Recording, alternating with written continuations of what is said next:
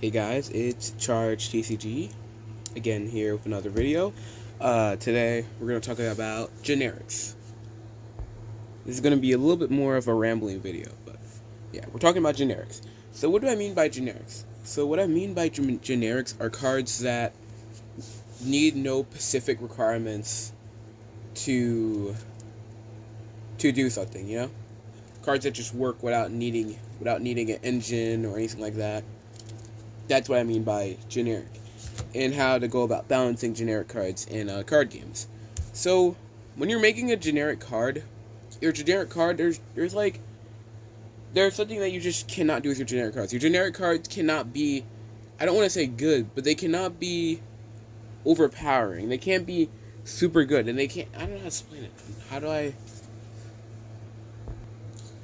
They can't be better than your archetypal cards. And when I say archetypal cards, I mean cards that need other cards to do their thing, or they need a specific card to do their thing, or like a type or a color. So I mean by archetypal cards, I mean something that needs a color or a specific type, anything like that. Your generic cards cannot be better than your archetypal cards. That's the problem. If your generics are better than your archetypal cards, then you have a serious problem, because what that creates is that your generics are going to become the game system. Because they're so good, every deck is going to run that generic. Because, oh man, we need that generic because it does so and so and so and so. There's no point in running this archetypal card. I just run my generic into my engine because I need it. And then at some point, because the generic cards are becoming this good, in some point in your game, you're going to have to power creep the previous generic card. And then that card is going to be another generic, and you're going to have to keep on power creeping with more and more generics. And at some point in your game's just going to be good stuff slap. It doesn't matter. The archetypes are going to stop mattering. It's just going to be everything's just going to be good stuff type of decks, which is not really what you want if you're trying to make an archetypal game. Now, it depends on what type of game you're trying to make. Because some games are like a lot more free-flowing, some games are less free-flowing. It really depends on what you're trying to make.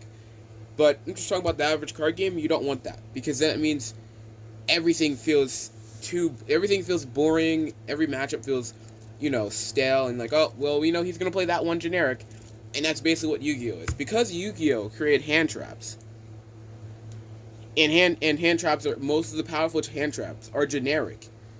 Basically what that means is that now every deck has to run hand traps, and hand traps. And like in Yu-Gi-Oh!, the main way you interact with your opponent nowadays is just by using hand traps. Obviously, there's other stuff you're doing in Yu-Gi-Oh!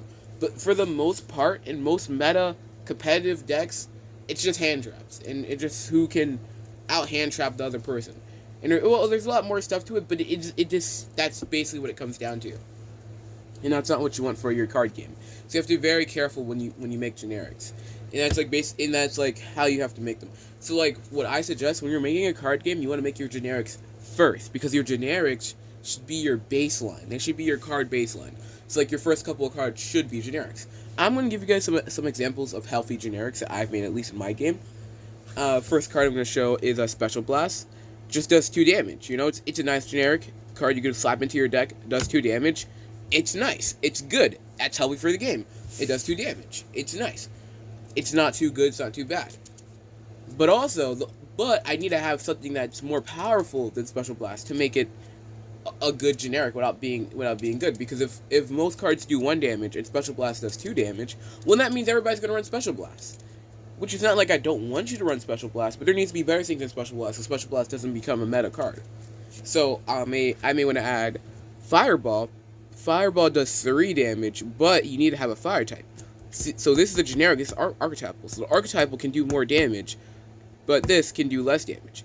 This is one example. There's other cards that do Special Blast stuff, but like better, basically. But yeah, that's what you want. You want to have a baseline card and then have another card that's better than the baseline. So then now you still want the baseline card to be okay. It shouldn't be horrible, like you don't ever want to play it. It should be outclassed by something, but archetypally, not just generically outclassed. You don't want to have a powerful generic compared to a weaker generic. You want to have a weak generic or just a baseline generic compared to a better archetypal version. That's what you want for your game. It's like one of the best way to come up with card ideas and just flood your game if you don't know what you're doing. Here's another card to add to the game. This is Draw. It's like generic draw support. Let's say you need some more cards in your hand. You use Draw. You discard a card in your hand and you draw 2. but obviously you lose this card when you play it, and then you just have to discard cards. So you go -2 and then +2. So you don't really gain any card advantage. You kind of keep the same amount of cards that you had before. So it's pretty balanced. It's more of like a cycling card, to be honest. Just get out something that you can't play. Get out bricks out of your hand. That's it. And it's a nice card. There's nothing wrong with it. It's a good generic. Like, you could run this in a deck. It's good. But I have this archetypal arena card. It's draw support, just it's arena, called Zappin' Village. If you have a thunder type on field, draw a card for every different elemental type on your field once per turn. Basically, what that means is that you have to have a thunder type, and then you need another different type on your field, and then you draw for every different type on your field. But you need to have a thunder type. So see how there's a lot of requirements on top of Zappin' Village? Because it's archetypal, but it has a lot of power. Because Zappin' Village, it just gives you card advantage. You don't have to lose you don't have to lose any of your cards on the field. You just get to draw how many different types you have on your field. And also, other thing is that Zappin' Village has a higher higher draw ceiling, whereas draw can only draw you 2 cards.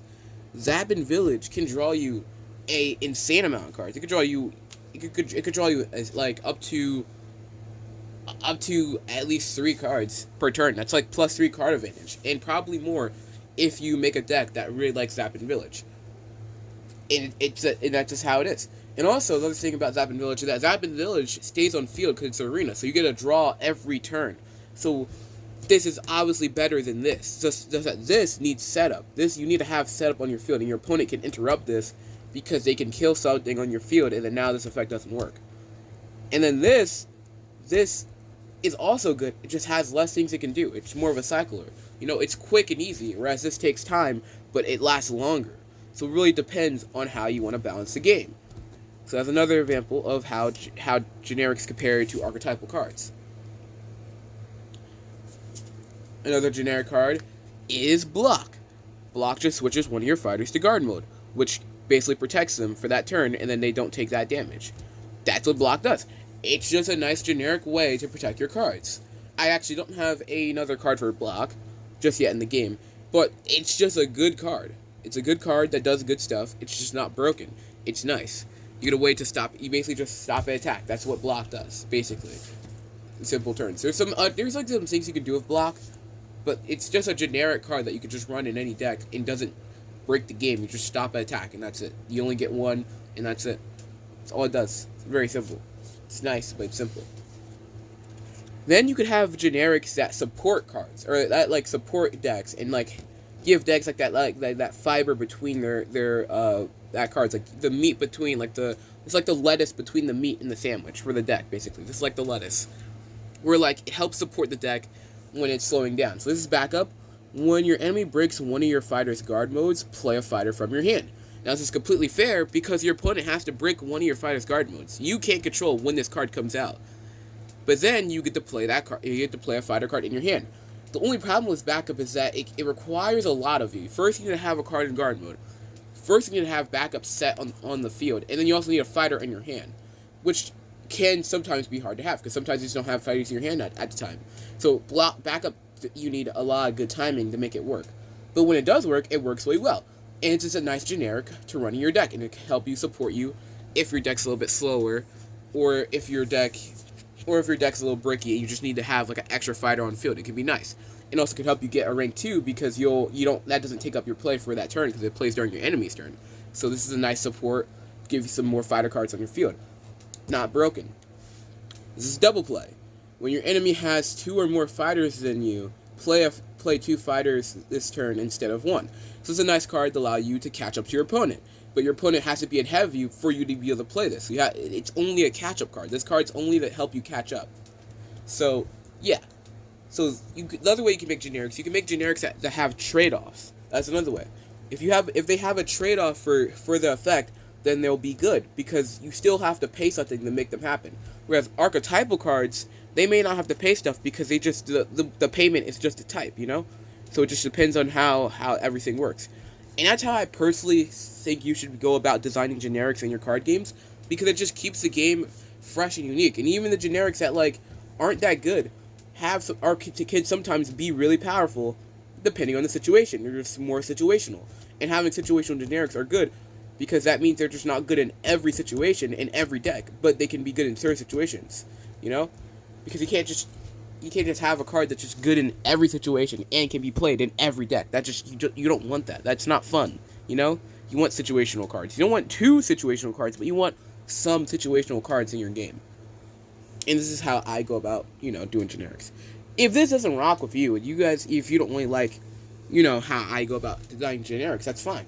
Because everybody designs their card game differently. I'm just saying what I do is that when you go and make your card game, you can think about it logically and think about, okay, how does this all go for my card game? Does this work for my card game? Maybe your card game is different, where maybe there isn't even generics. Maybe you don't need generics, depending on how your system works. It really depends. But this is how I like to go about generics, because I feel like generics are like one of the top things that kill card games, a lot of card games. Like Yu-Gi-Oh, it's really a generic problem. Some of it is also archetypal problems, because their archetypes are too powerful. But that kind of messes up Yu-Gi-Oh sometimes. I think one game that does generics really well is Pokemon. Pokemon has a lot of generics, but their generics have payoffs. You need to pay for the generic.